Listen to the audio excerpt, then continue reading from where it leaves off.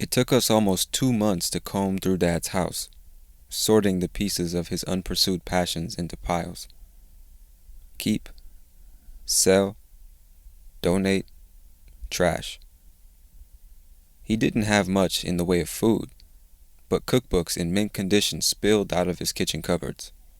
Mystery novels were stacked neatly on his bedside table, suffocating under layers of dust. Princess Di's biography and Stephen King's The Shining lay face down on the coffee table, spines cracked towards the ceiling. Poets hid forgotten behind the basement bar. Daunting masterpieces of Joyce, Hugo, and Dumas stood proper and pristine in the bookcases of his spare bedroom. Harry Potter, curiously, was lined up neatly on the workbench in his garage next to an impressive collection of equipment manuals. Donate. While I examined every paternal artifact with the zeal of an amateur archaeologist, my sister, Kate, executed our job grudgingly, methodically, the corners of her mouth tugged down in mild distaste. She held no curiosity for the life that gave us life, and I assumed her interest in him extended only as far as his had in her. We waded through a world of short-lived hobbies. The shed in the yard bore gleaming gardening tools, unspoiled art supplies, and a pair of cross-country skis still marked with a discount sticker. Sell. We purged every nook and cranny in the house of unused, useful treasures. 300 glass mason jars collected dust and spiders in the alcove under the stairs. 45 rolls of Scotch tape curled up on their sides, stacked haphazardly in the cupboard above the washing machine. 3 5-gallon pails of assorted nails, screws, and bolts rusted behind the furnace. Keep, donate, trash. A Yamaha keyboard piano emerged from under piles of forgotten laundry. Sell. Beginner sheet music for the guitar we'd never heard him play was buried in a wicker basket under a cascading mountain of magazines. The guitar in question was wildly out of tune. I strummed a dissonant chord absent-mindedly, prompting Kate to grab and drop it with a reverberating hum next to a harmonica, a violin bow, and an assortment of small percussion instruments. Donate. "We could sell that," I exclaimed. "He bought it at Walmart," she replied flatly, and I briefly wondered how she knew. Dad hadn't been a bad guy, as far as I remember. I recalled him doing all the right dad things. Teaching me how to throw and catch a ball, taking us to the county fair to eat too much candy, bringing home a wriggling bundle of floppy ears and sad eyes that we crossed our hearts to feed, train, and walk. Naturally, and much to her disgruntled dismay, it became Mom's exclusive responsibility.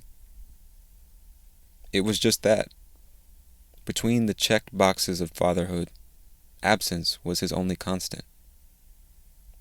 Early on, it was missed birthdays, disappointing Christmas mornings, and an empty seat in the stands at my B Division hockey games. By the time I was 10, he banged through our door only once or twice a year. Kate would quietly disappear to her friends. Mom would gravitate, as if on autopilot, into the kitchen to prepare a meal. I would hover, eager to brief him on my latest activities and accomplishments, hopeful he would finally divulge something about the band with which he was surely traveling or the secret mission on which he must have been deployed. This and that was all he ever offered. When Kate left home, he came around even less often. I waded into the unmoored moodiness of my teenage years and developed indifference in his disinterest. By the time I crashed clumsily from adolescence to adulthood, Dad was a sort of non-entity that flitted and fluttered at the edges. He attended my university convocation, but didn't stick around for the celebratory dinner. He stood by us at Mom's funeral, appropriately sad, but left us to make the arrangements and deal with her estate. He was invited to Kate's wedding, but she asked me to walk her down the aisle. At Kate's orders, I tackled the bedroom, while she disappeared for days under unreasonable hordes of wooden spoons, tacky coffee mugs, and canned goods. The stench of sickness still clung to his mattress and its clothes. Trash. The neglected novels on his bedside table were jacketed in dust and blanketed in crusty tissues. Trash. Drawers were mostly empty except for a rolling lip chap and a handful of loose change. The rest of the furniture appeared in fine health. Sell. Rifling through his closet, I found only a few crumpled receipts in the pockets of his clothes. Donate. My climbing bewilderment and disappointment reached their peak.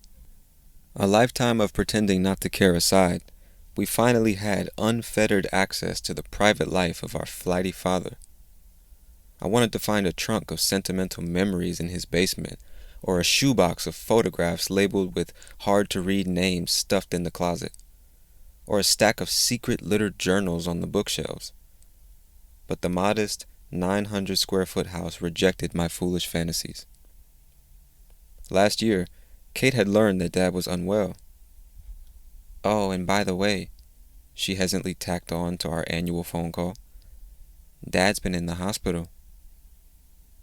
I paused, caught off guard by her mention of his existence and, further, her awareness of his illness. I'd wanted to know more. What was wrong? Should we go visit? Who was taking care of him? Who called her? But my tyrant nephews were wailing in the background, and she took advantage of my silent beat to skewer the conversation.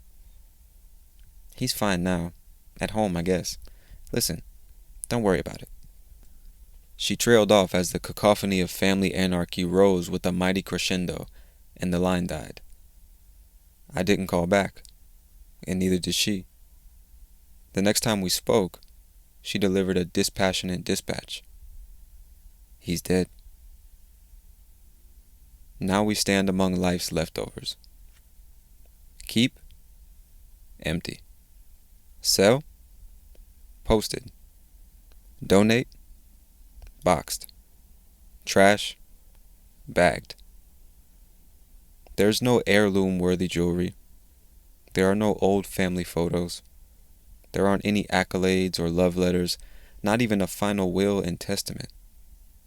Nothing in 70 years' worth of accumulation sheds a shred of light on who Dad was or why. I watched my sister lug bags and boxes out the door and wish there was someone left who knew him. When the trucks are packed and the house echoes in vacant relief, we stand on the front porch and watch the realtor pound a for sale sign into the frosty lawn. I mutter, I should have gone to see him, before. Kate turns and looks up at me with the most peculiar expression of incredulity. She puts her gloved hand on my arm. For a long, quiet moment, it feels like she's trying to convey something important, but all she leaves me with is, see you at Christmas. And then she's gone without looking back, bounding down the cracked concrete towards her car with a lightness in her step I've never seen before.